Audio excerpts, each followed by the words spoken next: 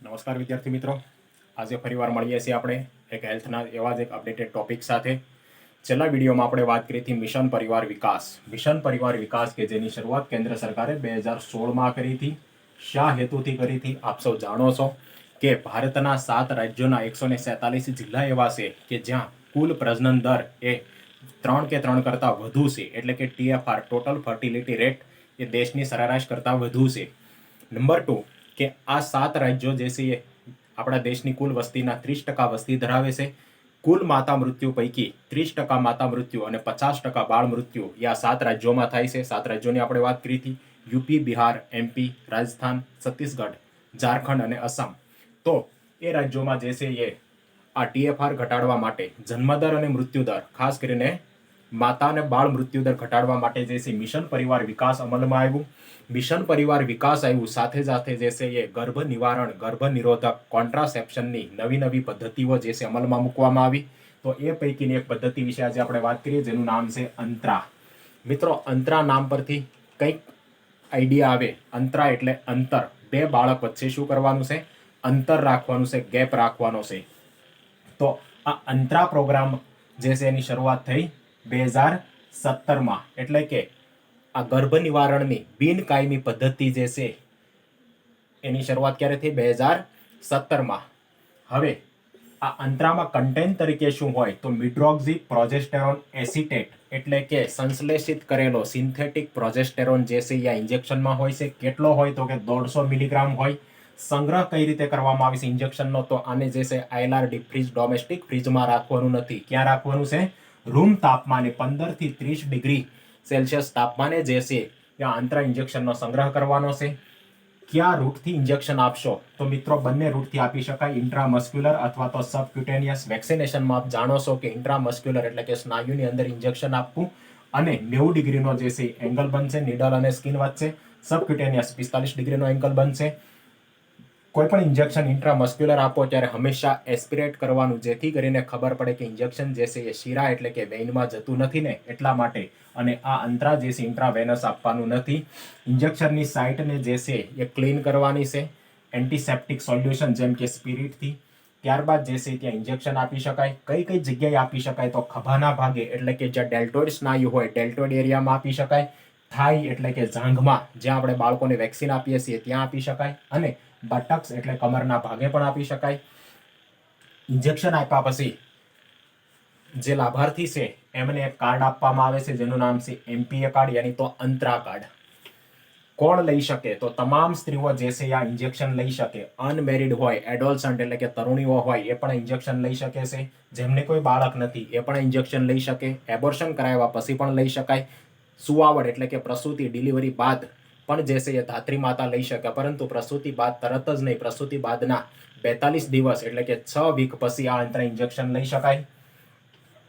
કોણ કોણ ન લઈ શકે? મિત્રો, કોણ લઈ શકે ની વાત કરી. હવે બરાબર યાદ રાખજો, કોણ ન લઈ શકે. તો જેમને ઓલરેડી બ્રેસ્ટ કેન્સર ભૂતકાળમાં હતું કે વર્તમાનમાં છે, જેમને લીવર ટ્યુમર, લીવર કેન્સર હોય, હિપેટાઇટિસ હોય, ડાયાબિટીસ હોય, સ્ટ્રોક હોય અને ટૂંક સમયમાં જેને બેબી જોઈતું હોય, એવા વ્યક્તિએ આ ઇન્જેક્શન ન લેવાય. કારણ કે એક ઇન્જેક્શન લીધા પછી 3 મહિના સુધી જે છે એ રક્ષણ આપે છે પ્રેગ્નન્સીની સામે. એટલે કે એકવાર ઇન્જેક્શન લે તો એવરેજ 3 મહિના સુધી જે છે એ પ્રેગ્નન્સી ધારણ કરી શકાતી નથી, ગર્ભ રહેતો નથી. અને મેક્સિમમ જે છે 7 થી 10 મહિના સુધી ગર્ભ રહેતો નથી. એટલા માટે કોઈ સ્ત્રીની ઈચ્છા હોય કે 2 મહિના પછી મારે બેબી જોઈએ છે, 2 મહિના પછી પ્રેગ્નન્સી ધારણ કરવી છે, સગર્ભાવસ્થા ધારણ કરવી છે, તો એવી સ્ત્રી જે છે ઇન્જેક્શન લેવું હિતાવહ નથી. બરાબર? તો ફરી એકવાર, જેને બ્રેસ્ટ કેન્સર હોય, જેને લીવર ટ્યુમર હોય, હિપેટાઇટિસ હોય, ડાયાબિટીસ હોય, સ્ટ્રોક હોય, ટૂંક સમયમાં જેને બેબી જોતું હોય, એમના માટે હિતાવહ નથી. અને સાથે સાથે જે સ્ત્રીને STI કે RTI, સેક્સ્યુઅલી ટ્રાન્સમિટેડ ઇન્ફેક્શન એટલે કે યૌન સંચારિત ચેપ હોય, અથવા તો રિપ્રોડક્ટિવ ટ્રેક ઇન્ફેક્શન એટલે કે પ્રજનન તંત્રનો કોઈ ઇન્ફેક્શન હોય, એવી સ્ત્રીઓ માટે હિતાવહ એટલા માટે નથી કે આ ચેપી રોગો સામે આ પદ્ધતિ રક્ષણ આપતી નથી. જેમ કે બેરિયર મેથડ, કોન્ડમ જે છે મેલ ફિમેલ, એ આ ચેપી રોગો સામે રક્ષણ આપે છે, જ્યારે આ પદ્ધતિ આપતી નથી. એટલે જેમને RTI કે STI ઇન્ફેક્શન હોય એવી લેડીઝોએ જે છે એ આ પદ્ધતિ યુઝ કરવી હિતાવહ નથી.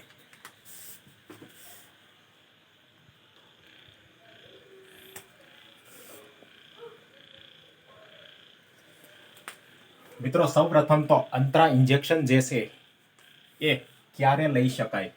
તો રેગ્યુલર માસિક આવતા હોય, રેગ્યુલર માસિક પછી જે છે ઇન્જેક્શન લઈ શકાય. એટલે કે એકવાર માસિક આવી જાય એનો મતલબ કે પ્રેગ્નન્સી નથી, પ્રેગ્નન્સી રૂલ આઉટ થઈ જાય પછી લઈ શકાય. એબોર્શન બાદ તરત શરૂ કરી શકાય. પ્રસૂતિ બાદ 42 દિવસ એટલે કે 6 વીક, જેને આપ જાણો છો પોસ્ટપાર્ટમ પીરિયડ, તો પોસ્ટપાર્ટમ પીરિયડ બાદ જે છે એ લઈ શકાય. બરાબર છે. હવે ક્યારે લેવું? તો 3 મહિનાના અંતરે જે છે લેવામાં આવે. એક ઇન્જેક્શન આજે લો તો લાભાર્થીને કહેવાનું કે એક્ઝેક્ટ 3 મહિના પછી જે છે પુનઃ ઇન્જેક્શન લેવા માટે આવવાનું. બરાબર. અને 3 મહિનાનો સમયગાળો કઈ રીતે યાદ રાખશો? તો મિત્રો અંતરા જે છે એ અંતર રાખવા માટે, બે બાળક વચ્ચે ગેપ રાખવા, અંતર રાખવા માટે જે છે વપરાય છે. અંતરામાં અક્ષર કેટલા છે? 1, 2 ને 3. અંતરામાં અક્ષર કેટલા છે?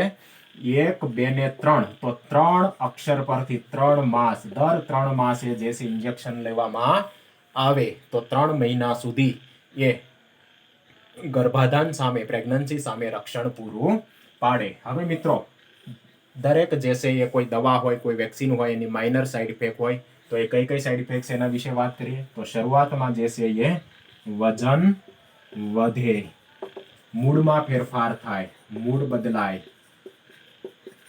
ત્યારબાદ બોન મિનરલ ડેન્સિટી એટલે કે હાડકાની ઘનતા જે છે શરૂઆતના સમયમાં ઘટે, પછી જે છે એ નોર્મલ થઈ જાય. અને પીરિયડ જે છે, પીરિયડમાં ફેરફાર થાય. શું ફેરફાર થાય?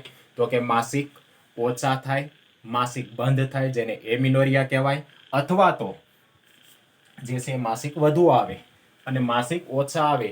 એના બે ફાયદા છે. એક તો બ્લડ લોસ ન થાય. બ્લડ લોસ ન થાય એટલે કે આયનનો લોસ ન થાય, લોહ તત્વ ન ગુમાવે તો એનિમિયા સામે રક્ષણ મળે. બીજું, માસિક આવે ત્યારે જે પેઇન થતો હોય, દુખાવો થતો હોય, MC પેઇન, એની સામે પણ અંતરા રક્ષણ આપે. તો અંતરા જે છે ફક્ત પ્રેગ્નન્સી અટકાવે એવું નથી, પ્રેગ્નન્સી અટકાવે સાથે સાથે એનિમિયા પણ અટકાવે છે ને માસિક દરમિયાન થતા દુખાવા સામે પણ રક્ષણ આપે છે. હવે તમારી જે એક્ઝામમાં એક સવાલ પૂછાયો હતો કે પ્રોજેસ્ટેરોન ધરાવતી કોઈ પણ ગર્ભ નિવારણની પદ્ધતિ કઈ રીતે કામ કરે છે? તો મિત્રો સૌ પ્રથમ જે છે અંડપાત અટકાવે છે. અંડપાત એટલે કે ઓવ્યુલેશન ન થાય, અંડકોષ છૂટો ન પડે. બીજું શું કરે? તો ગ્રીવામાં જે પ્રવાહી હોય, ગ્રીવા એટલે સર્વિક્સ એટલે ગર્ભાશયનું મુખ, ત્યાં જે પ્રવાહી હોય એ પ્રવાહીને ઘટ કરે. ઘટ કરે એટલે ત્યાંથી સ્પર્મ કહેતા શુક્રકોષ જે છે ગર્ભાશયમાં દાખલ ન થઈ શકે. સૌપ્રથમ જે છે અંડકોષને મુક્ત ન થવા દે, અંડપાત ન થવા દે.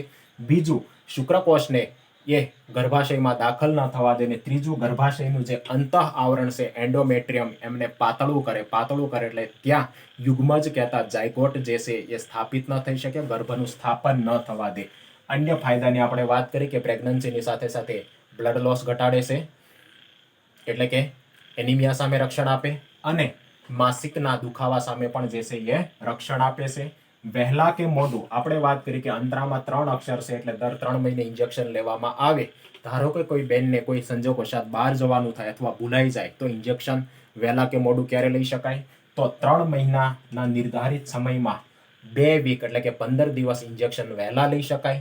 1 મહિનો એટલે કે 4 અઠવાડિયા 30 દિવસ ઇન્જેક્શન જે છે એ લેટથી લઈ શકાય. પરંતુ ઇન્જેક્શન લેવાનું ભૂલાઈ જાય, સમયમાં ફેરફાર થાય, તો સૌ પ્રથમ મિત્રો યુરિનરી પ્રેગ્નન્સી ટેસ્ટ UPT કરવો.